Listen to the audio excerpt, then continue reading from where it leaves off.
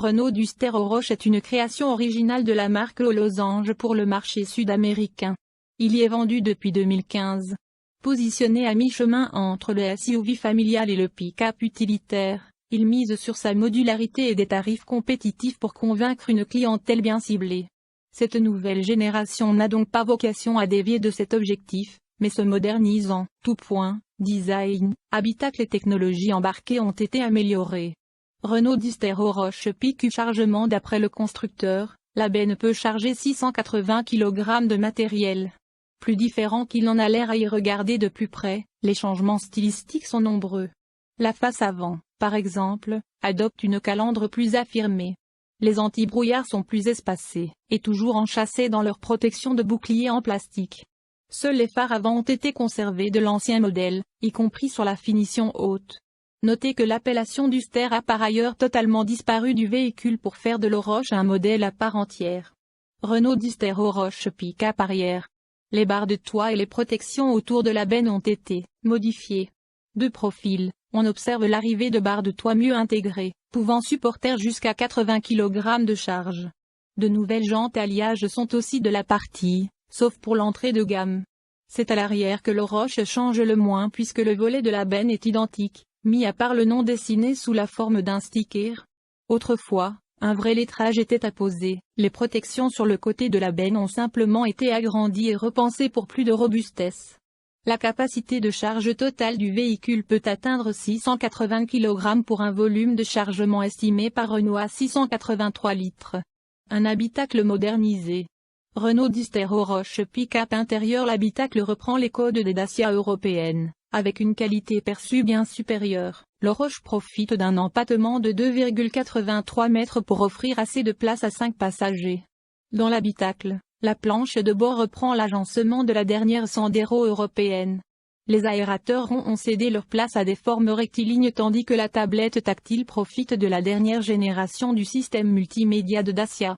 Le nouveau pick-up profite ainsi Apple CarPlay et Android Auto sans fil, dès le deuxième niveau de finition. En parlant de cela, 3 versions sont proposées, Pro, Intense et Outsider. Une nouvelle motorisation au catalogue. Renault Duster Oroch pick-up. La finition haut de gamme Outsider embarque le 1.3 TCE poussé à 170 chevaux. La nouveauté, c'est que cette dernière finition Outsider inaugure le moteur 1.3 TCE de 170 chevaux, déjà lancé sur le Duster brésilienne il y a quelques semaines. Cette motorisation, en plus de meilleures performances, profite d'un système de bicarburation, essence-éthanol, et d'une boîte de vitesse CVT X-tronique à 8 rapports. Rappelons qu'au Brésil, l'éthanol est très apprécié. Les stations commercialisent même de l'essence, sans la moindre goutte d'essence. Pour les versions Pro et Intense, le moteur 1.6 SCE, 120 chevaux est associé à une boîte manuelle à 6 rapports. Celle-ci est nouvelle sur ce modèle pour le marché sud-américain, mais présente en France sur la Clio par exemple. Le nouveau programme d'évaluation des voitures pour l'Amérique latine et les Caraïbes, latin NCAP, les derniers résultats ont été publiés récemment. Le Renault Duster Oroch, produit en Amérique latine et en Roumanie, avec double airbag et contrôle électronique de stabilité, essai, de série, a obtenu 0 étoile selon le dernier protocole du latin NCAP. Contrairement à la Suzuki Swift fabriquée en Inde qui a également reçu 0 étoile dans NCAP, le Duster Oroch n'est pas un modèle fabriqué en Inde.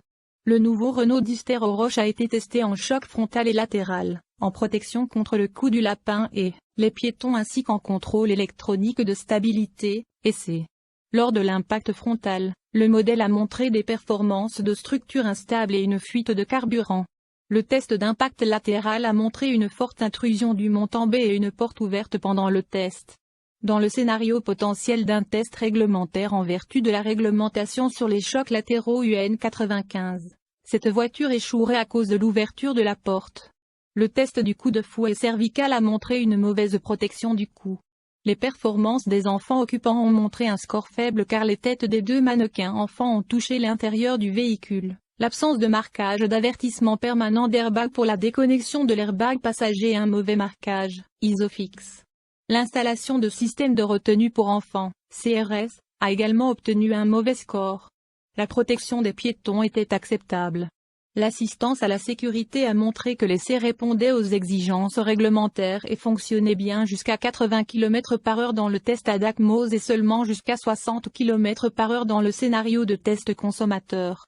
Le PQ populaire a atteint 29,47% dans la case occupante adulte, 22,93% dans la case occupante enfant, 50,79% dans la case protection des piétons et usagers vulnérables de la route et 34,88% dans la case Safety Assist.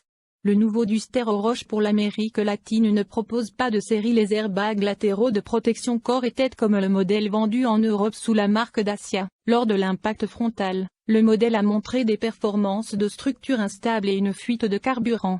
Le test d'impact latéral a montré une forte intrusion du montant B et une